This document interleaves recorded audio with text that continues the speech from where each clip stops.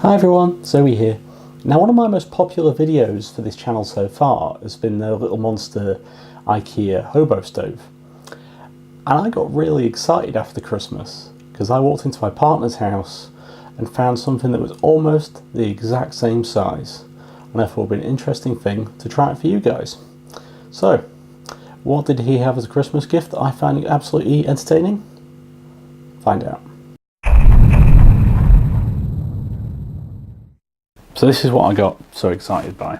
This is a cast iron skillet set by Blue Mountain Confectionary. According to their website, they sell gifts of alcohol and confectionery sort of crafting to department stores as little strange gifts. But the most important thing for me is the fact it comes with a full-on cast iron skillet. So rather than waste this lovely cookie dough that it comes with,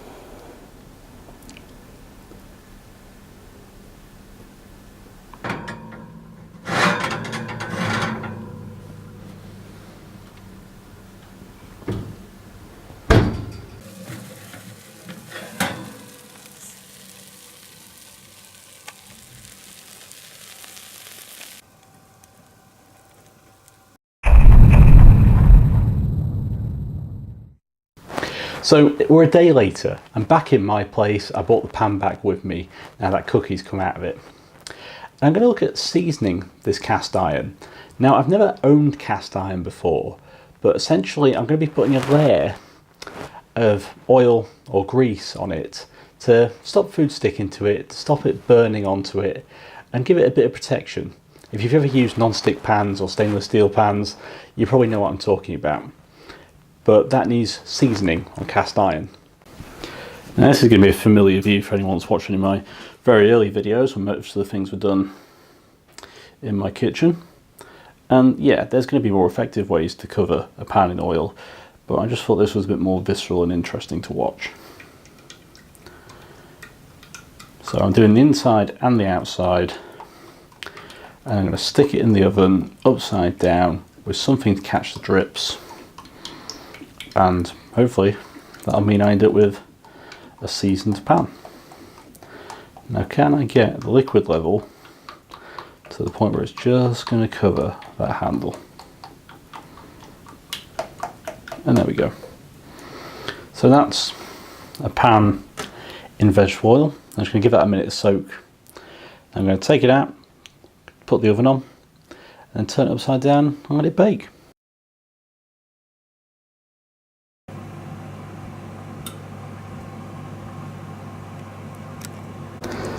Now, this is going to be wholly unpleasant.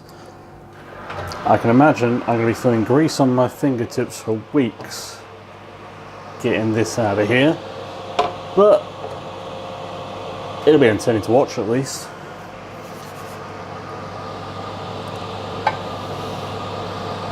A little bit if my elbow doesn't get in the way.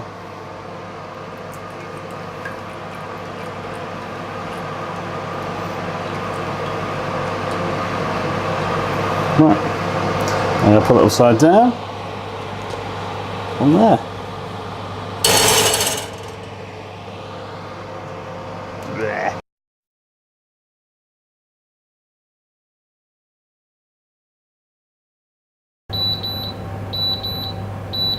So there you go, that's been an hour.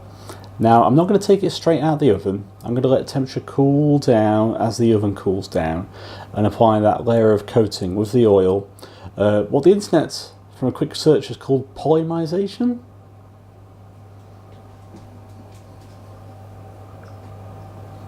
Which is that layer of super thin grease or oil that's going to protect it and make it non-stick just take up some of those pores that are in the iron, because essentially a big chunk of iron that's made to be in the shape of cookware.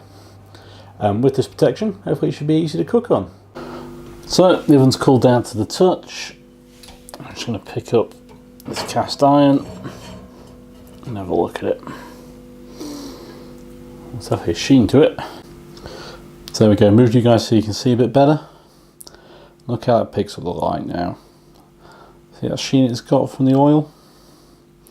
And that's all the way around as well. So you can see it there on the underside. Even on the handle, there's a light bounce off the fingertips. So there we go. That's one seasoned, really tiny cast iron skillet.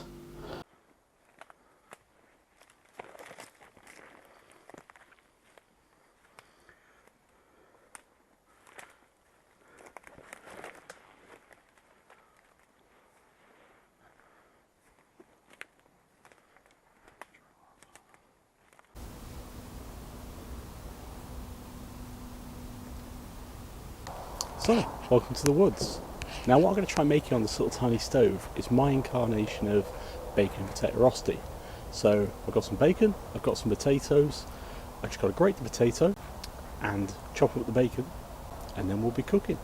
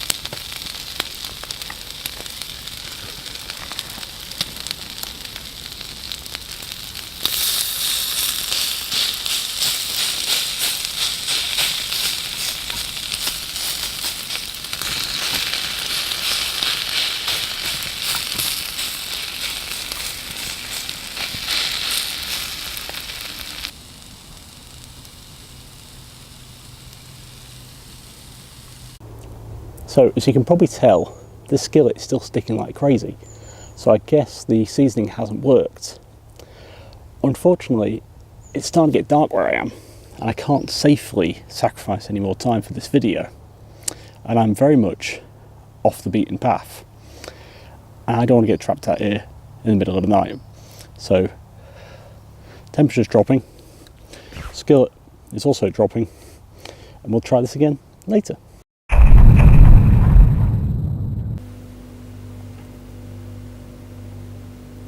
So, although the channel's called Survival Mistakes, unsurprisingly I don't actually like making mistakes, especially not on camera. But that was my first time cooking with this cast iron pan. It was the first time cooking out in the woods anything that wasn't just boil in the bag. And yeah, I'm a bit dejected, I'm being honest. I was quite annoyed that it started sticking and I hadn't got a spatula, I didn't have any olive oil, and would I be able to do this in a more controlled environment? Well, what do I do for the rest of the video? So there we go, it's all clean. Now, let's try doing some more cooking, shall we?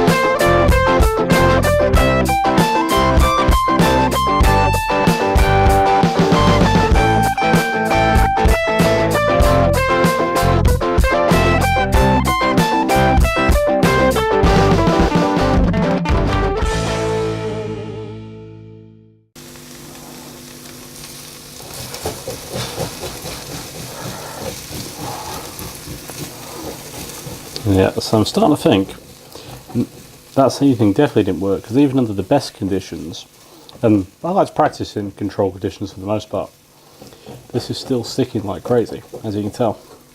I have to really scrape away the stuff that's stuck to the bottom.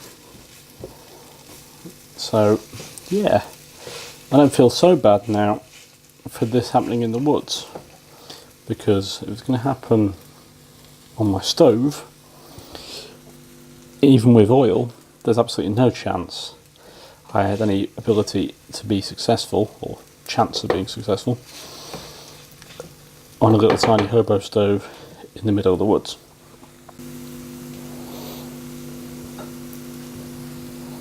So, I guess I've shot enough footage to come to a conclusion. This skillet is pretty terrible. Even the cookie we cooked on it was pretty horrible. So unless you want a really tiny skillet for oven cooking, I can't see any reason why you'd have this. Yeah, it's cute. I'm not denying it's cute, it's lovely. But aesthetics and functionality are two very different things. And this thing just isn't functional. I can keep seasoning it and see if that makes much of a difference, but when I can't even cook on a hob, which I can control the heat from, it's not like it's a hobo stove. I had a spatula, I had oil, and it was still sticking like crazy. So, for my purposes, it may be perfect for your purposes, but for my purposes, this tiny gift skillet is awful.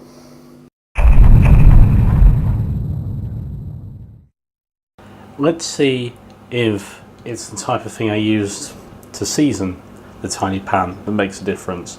So there's vegetable oil before, and now I've got loads of grease and fat left over from cooking burgers. So let's try seasoning that in the oven for an hour.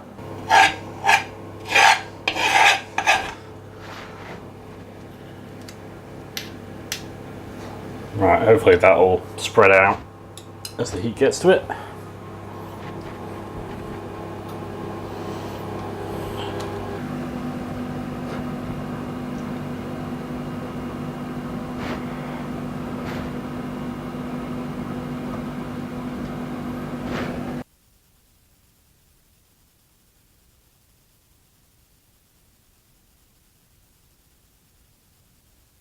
So it's been half an hour. I'm just going to empty the fat out of that pan and just flip it over.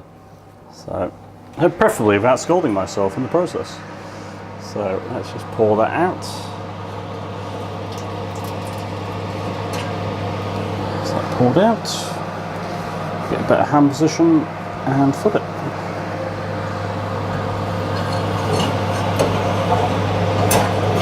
Hand position definitely better.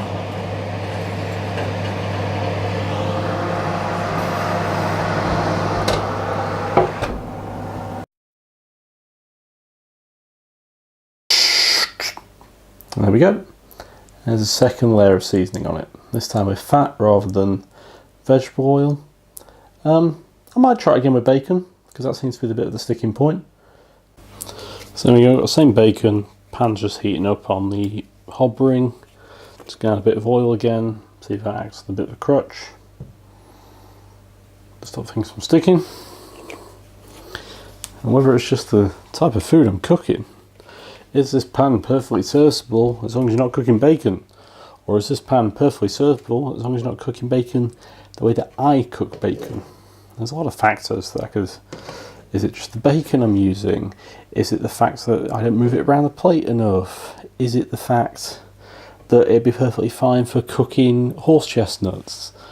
So many factors I'm running through my head at the minute, trying to think of the kind of angle I could take on this video. I don't want you guys to be watching what's essentially a conclusion of me going, well, it didn't work, I wasted all your time, sorry.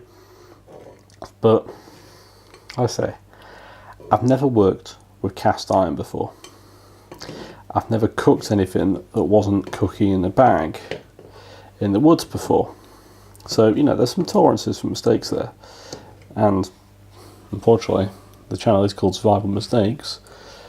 Making a mistake doesn't always have to be a bad thing. So there you go, there's the bacon just starting to bubble away. Zoom you guys out. Now, if I hopefully keep moving this round, we'll see if this sticks. Because maybe the issue that I'm coming across is my cooking method. Maybe I need to adapt to cast iron more. Maybe my seasoning didn't work the first time. Maybe it's the fact that I'm the issue. Maybe the fact I cook bacon in the way I cook it is causing it to stick. Which is something that, yeah, on the pans I use day to day may not be a factor, but on this, maybe it's just not built for cooking bacon very well.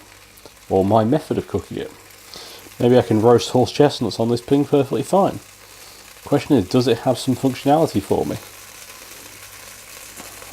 And I don't wish to tempt fate yet, but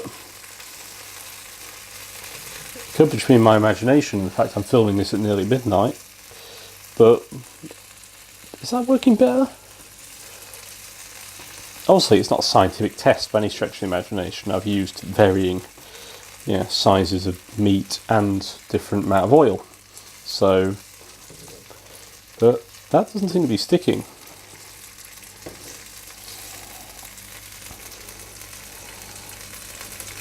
So I've added some grated potato, a bit of camera trickery. I had to move the camera to get into the fridge where the potatoes were, but all I've done is grate it and push it down. We'll see if it sticks. Now I'll try and do the first flip. Again, I'm pretty sure the potato would have stuck had I done that last time. Push that back together. Push it down. I just want it to be nice and golden, because although there's only 2 ingredients, the main thing about this dish is the consistency, the way it tears apart when you bite into it or put a fork into it, and the bacon just flavours everything wonderfully because of, bacon. Oh, that felt like it was starting to stick.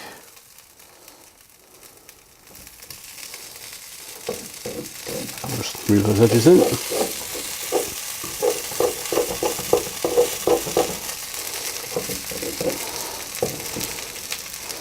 Give it a squish down, try and keep it shape. Because usually when I do this, I try and make it take up the entire pan. And I'll just flip it out to a plate and eat it as one thing.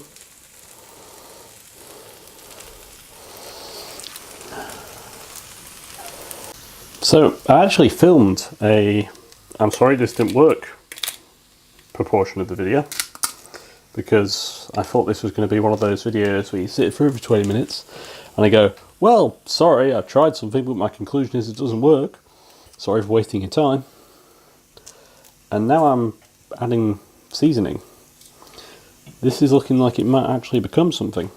So the survival mistakes lesson of the day today is, don't season cast iron with vegetable oil. Season it with leftover burger fat. Alright, little flip.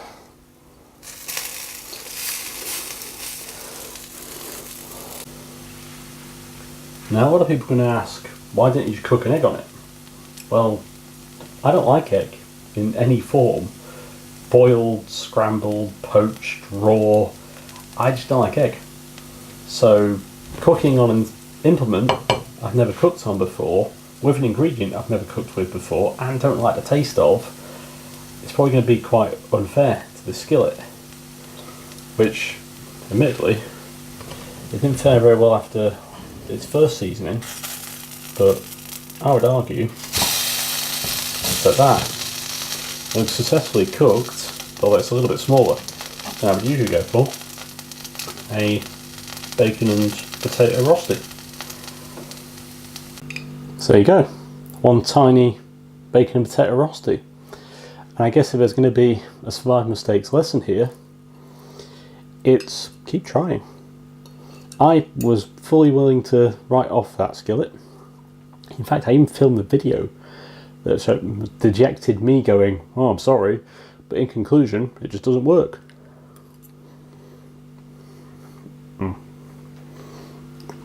You guys want some?